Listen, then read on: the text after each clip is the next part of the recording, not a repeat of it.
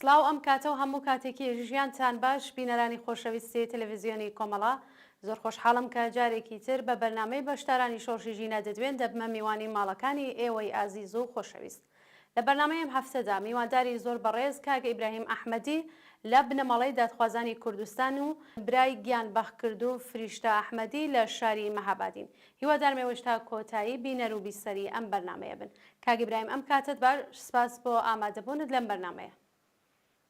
ئەم کاتێوەش باش خات و گوڵنازگوڵ محەممەدی زۆر سپاسان دەکەم کە ئەو دەرفەتاندا بە من قسە بکەم لەگەڵتان و بۆ هەموو کوردستانیانی خۆشەویست.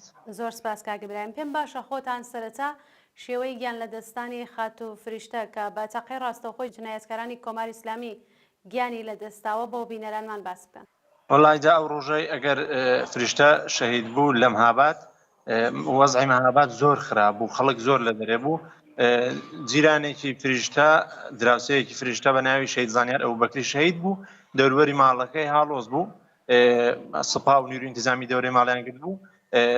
هەر بۆ خۆم پێشەوە کە 20 دقیقە پێشەوە کە فریشتە شەهید بێ خۆم تەلەفۆنم بۆی کرد، فریشتە دەڵێن شەید زانیار شەهید بووە، زانیار شەهید بووە، وتی دەگریا بە ناڕەحەتی دەیگوتە وەڵا شەهید بووە و چی وتم جا فریشتە دەستی منداڵەکان بگرە بتۆ ژوورێک، دیدی باشە ئەمە ناینە دەرێ. دوای 20 دقیقە تەلەفۆنم بۆ هاتووتیان فریشتە وای لێ هاتووە. دوای چوم بۆ هەتا چوم مەهاباد، دەکە چوم لە مەهاباد تەواو بوو، یعنی لە بیمارستان بوو.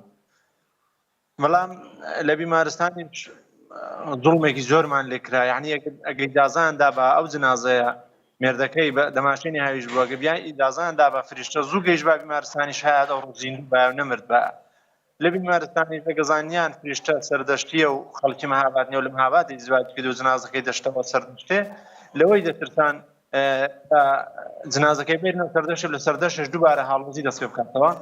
جا بۆیە جمهوری ئیسلامی سیناریۆیەکی دروست کرد جنازەکەی لە ئێمە بدزێ. هاتن 4 دانە پەرستار بە لیباسی اطلاعاتی وتیان بەدەبێن و تاقی عەمەل دکتۆریش گوتبووی تەواو بۆ بیبەرنە سەر دادخانەی. ئێوە تاگویدی نەمان هێن جنازەکەمان بە زۆر و بە شەڕ لێمان ستاندنەوە جنازە، بەڵام بۆ شەرتێک هەر دەبوو ئەو شتە وەختاکی کەین و بینێژن و مەهابادیشی بنێژین.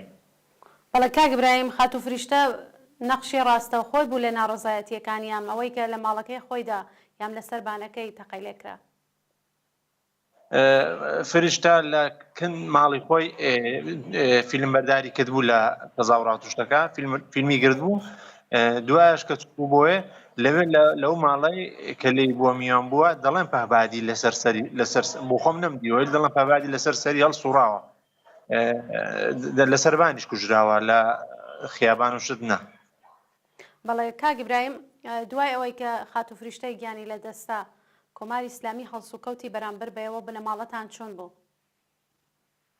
کۆماری ئیسلامی زۆر جارێ هەر لە سەر قەبران یعنی لە خانەوادەی خۆمان لە بنەماڵەی خۆمان زیاتر هیچ کەس حەقی نەبوو بچێتە سەر قەبران. ئەوە یەک.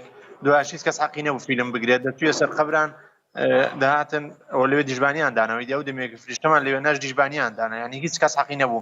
هەتا کە دەفەکی مێردەکەشی چووە سەر قەبران بە ماشێنی خۆی تەقەیان لێ کرد و دیان نابێ بچی دەبێ وەڵی ئیجازەی وەرگری دوایە بچی. فشارەکە چێ لە ڕۆژی لە مزگەوت تێژدا ئیطلاعاتی لێبوو، زوو تەلەفۆنیان دەکرد، هەر پۆلیسێک هەر مامورێک لەو وانەکەی سەر و خۆشی شتەیدا لەو تەجەموعانەدا بریندار بێ ئێمە ئێوە دەناسین.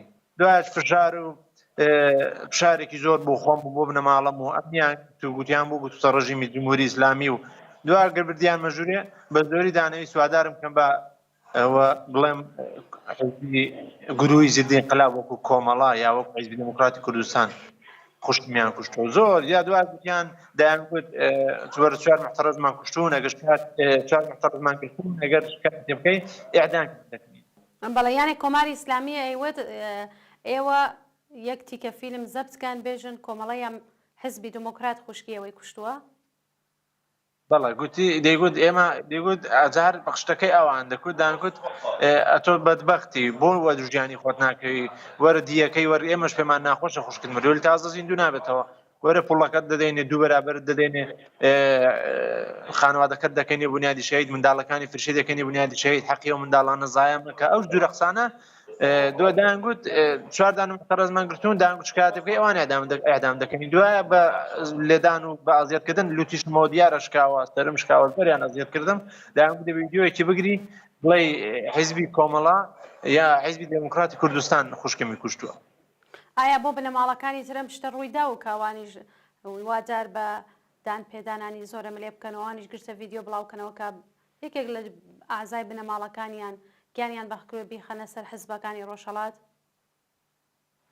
بنەماڵەکان هەمووە من لەگەڵ ئەکسەریان لە ئەوانێکدام لە ڕابەتەدام وەلی فشاریان زۆر لەسەرە بەڵام ئێمە کە وای لێهات چۆن باوان لە کولی ئێران تەقیەوە عەکسەکەی جمهوری ئیسلامی لەو عەکسە ترسا بوو بۆیە فشاریان بۆ هاتبوو ئێستا هەرە و نەفەرێ ئەو عەکسەی گرتبوو ئەو عەکسەی لە باوان لەسەر قەبران کێشابوو گیرا بە دووسێ هەفتان گیرا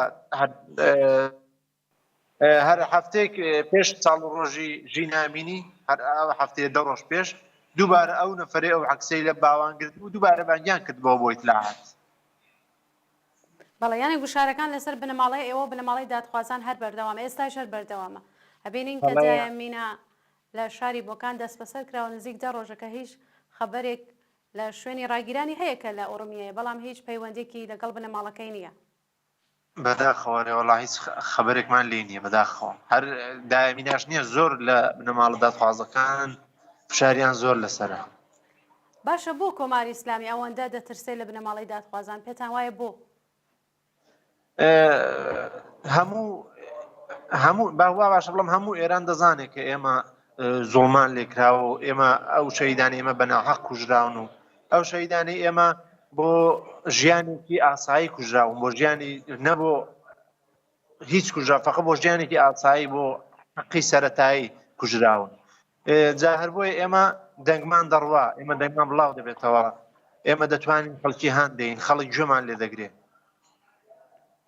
بەڵێ کاگە برامەوە خۆتان لە ناڕزایەتیەکانی 1401 بەشدار بوون؟ بەڵێ لە شاری سەردەشت بەشدار بووم بەڵێ سەردەشت 4-5 ڕۆژهاتە دەرێ بەشدار بووم. بەڵێ کاگە برام ئێوە ئێستا بە ناچار دوایەوەی کە خۆشتان ئاماژەتان پێکرێت وڵاتی کۆماری ئیسلامی فشاری خستۆتە سەرتان و ئازیێت و ئازارتانی داوە ئێستا لە دەرەوەی وڵات دەژیت بارودۆختان چۆنە ئێستا لە دەرەوەی وڵات ئایا دەتوانن دەنگی بنەماڵی دادخوازان بن؟ بەدڵنیاییەوە بەڵێ من لێرەش دەست لە شۆڕش هەڵناگرم لێرەش لە خوێنی خوشکی خۆم خۆش نابم هەر خوشکی خۆشم نا لە خوێنی هەرە موشەیدەکان خۆش نام و هەتا بشتوانم هەتا و جگای بتوانم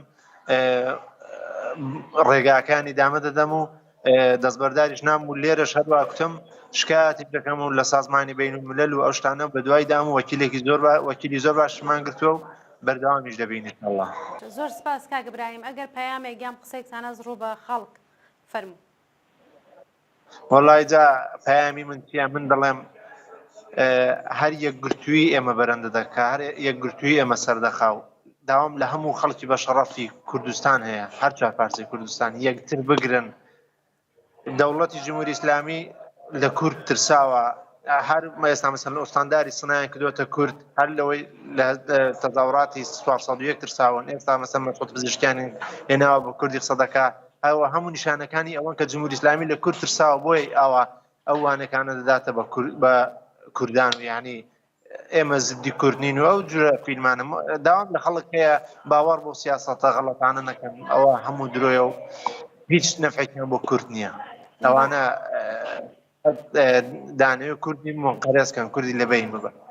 بەڵێ زۆر سپاس کاک ابراهیم دیارە کە مەسعود پزیشکیان و ئوستانداری کوردستان هیچ هەنگاوێکیان بەرەو خەڵکی کوردستان هەڵنەگرەوە خۆیان یەکێک لەو جنایەتکارانەی کۆماری ئیسلامین کە ئێستا لەسەر دەسەڵاتگەر مەجالیان بۆ بڕەخسێ ئەوانیش وەکو جەلادانی کۆماری ئیسلامی کارشان خۆیان پلەپایەیان لە جەلادانی کۆماری ئیسلامیدا هەر یەک شتە دەتوانن دژ بە خەڵکی کوردستان و دژ بە خەڵکی ئێران یەک هەڵسوکەوتیان بێ بەرامبەر بە هەر ناڕزایەتێک کە لە ئێران ڕووبدا.